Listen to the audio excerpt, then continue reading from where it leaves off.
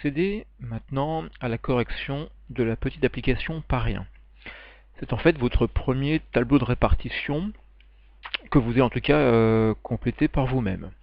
Donc pour cette entreprise Parien, un tableau de répartition des charges indirectes en partie complété vous a été remis.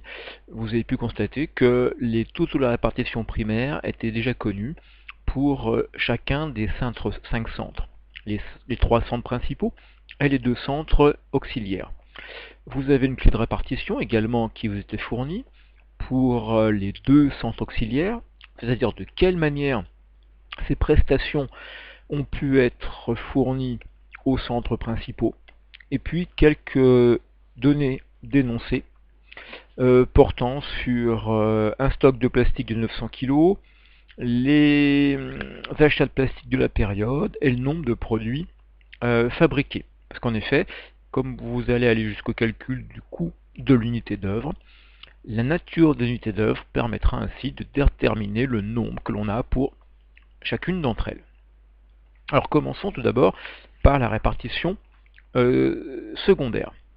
On va faire ça à partir des pourcentages qui nous ont été fournis. Ainsi, je pourrais commencer par la répartition du centre administration. On a 12 400 € à répartir, en sachant qu'on va avoir 25% des prestations du centre administration qui vont être consommées par le centre transport. Le centre achat, lui, consomme 18% des prestations fournies par le centre administration. 18% de 12 400, c'est-à-dire 2232. L'atelier 1, quant à lui, consomme 22% des prestations, soit 2728 €. Et puis enfin, le dernier atelier, le numéro 2, consomme 35% des prestations fournies par le centre administration, soit 4340. Ici, je vais vérifier que tout a été bien distribué. Je prends les 4 montants que l'on vient de calculer. On retrouve bien les 12 400. Et si vous vous souvenez, j'ai pour habitude de mettre la somme moins devant pour indiquer que l'intégralité a bien été distribuée. Ce qui me fait ainsi, par vérification, totaux initial du centre administration, 12 400, auquel on va rajouter le montant distribué. On a intégralement vidé de ses charges le centre administration. Les 4 centres bénéficiaires de ces prestations maintenant ont hérité de ces charges-là. Maintenant, on va s'occuper du deuxième centre, le centre transport. C'est là où il faut faire un peu plus attention. Ce centre transport, initialement, c'était 21 000 € de charges indirectes.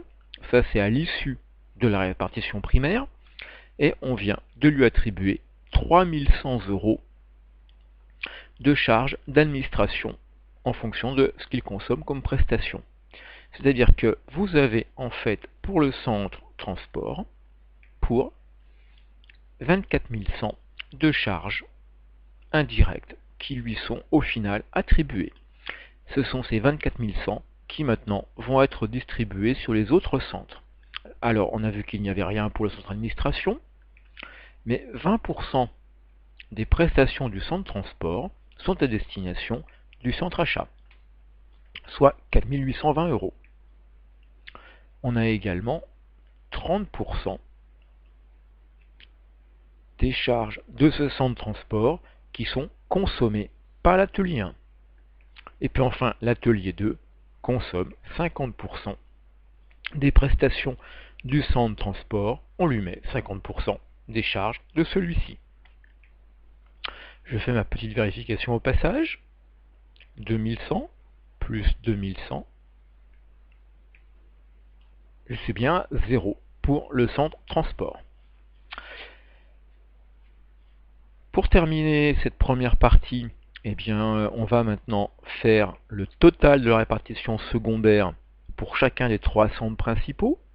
On va prendre ainsi le total des charges du centre achat, 15 052, le total des charges de l'atelier 1, 31 858, et pour terminer, le total des charges indirectes de l'atelier 2, soit 49 190.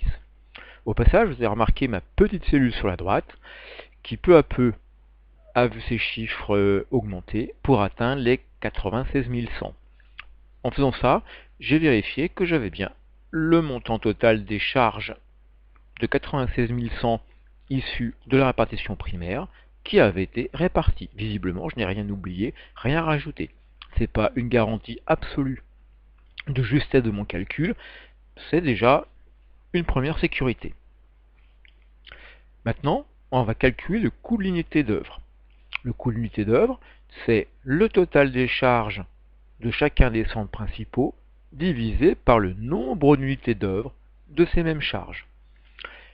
Ainsi, pour le centre achat, on a retenu comme unité d'œuvre le kilogramme de matière première achetée. Qu'est-ce que ça veut dire? Ça veut dire que, en ayant grandement simplifié les choses, chaque fois qu'on a acheté de la matière première en kilogrammes, c'est ce qui explique l'apparition des charges indirectes de ce centre.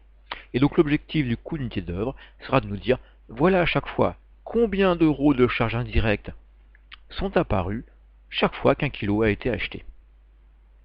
Alors, combien a-t-on d'unités d'œuvre pour ce centre achat? Là, dans l'énoncé, vous avez un tout petit piège. Je vous parlais d'un stock de matières premières. Et bien ça, j'en ai rien à faire dans mon calcul. Le stock que je constate, c'est quelque chose qui a été acheté avant, et non pas durant le mois de juin, qui est le mois qui nous intéresse. Je vais prendre ici uniquement les quantités achetées. Et les quantités achetées, c'est 2000 kg. Ce dont je n'ai pas besoin, en tout cas pour l'instant, c'est également la valeur de ce qui a été acheté. On me dit que ça a été acheté 4 kg, bon c'est bien, mais ça ne m'amène rien dans ce calcul-là. Le coût d'unité d'œuvre, ça sera donc 15 052 divisé par les 2000 kg de matière première. Vous êtes à 7,53 € de charge indirecte d'achat qui apparaît, charge d'approvisionnement, chaque fois qu'un kilo de matière a été acheté durant ce mois de juin. Pour l'atelier 1, c'est le nombre de produits fabriqués. L'atelier 2 aura d'ailleurs la même unité d'œuvre. Dans l'énoncé, vous savez qu'il y a 4200 produits qui ont été fabriqués. Il faut comprendre la chose suivante, c'est parce qu'il y a eu 4200 produits fabriqués que l'on a vu apparaître 31 000 € de charges indirectes. Et c'est bien l'acte de fabrication qui explique l'apparition des charges indirectes de ce centre. Ce qui fait que pour un produit fabriqué, vous avez pour 7,59 € de charges indirectes de production de l'atelier 1 qui est apparu. Pour l'atelier 2, c'est la même chose. C'est le nombre de produits fabriqués qui explique l'apparition des charges indirectes. On avait pour 49 190 de charges indirectes. Cela veut dire que chaque fois qu'un produit a été fabriqué, terminé dans l'atelier 2, on a eu pour 11,71 € de charges indirectes de production qui ont été consommées. Voilà, on a ici maintenant obtenu nos 3 coûts d'unité d'œuvre. Alors, il faut voir que ceci, c'est une photographie pour le mois de juin. Voilà les niveaux de charges indirectes pour chaque unité d'œuvre de nos 3 centres principaux pour ce mois-là. Ce qu'on essaie de faire généralement, c'est d'être suffisamment précis et d'avoir suffisamment étudié les éléments de ce tableau pour que ceux-ci ne changent pas trop d'un mois sur l'autre. C'est-à-dire que ce que vous avez ici, que j'ai mis en surbrillance, c'est des éléments qui devraient pouvoir me permettre aussi de faire des prévisions. Alors souvenez-vous, comment est-ce que je vais utiliser ça? Eh bien, je vais l'utiliser par exemple pour calculer le coût d'achat de la matière première. Puisque j'ai ici une matière première, on a acheté celle-ci, 4 € le kilo. Chaque kilo acheté, c'est 7,53 € de charge d'approvisionnement. Ben là, vous voyez, on retrouve notre fameux coût d'achat que l'on avait au tout début, quand je vous disais, quand on achète 1 kg de matière première, on a tant de charges d'approvisionnement. Et bien là, voilà, les charges d'approvisionnement, elles viennent d'ici. Elles sont la très grande partie du temps indirectes, et c'est ce genre de tableau qui nous permet de l'établir. Ça serait la même chose pour les calculs de coûts de production pour un produit qui est fabriqué en partie dans l'atelier 1, puis qui serait en partie fabriqué dans l'atelier 2. On pourrait dire alors qu'au niveau de l'atelier 1, on prendrait la matière première utilisée pour fabriquer le produit, on rajouterait les charges de production directes, par exemple le salaire d'un ouvrier qui ne travaille que dans l'atelier 1, et puis on rajouterait ces charges indirectes de production. Pareil pour l'atelier 2. Voilà pour ce premier tableau de répartition des charges indirectes. Je vous remercie de votre attention et à bientôt.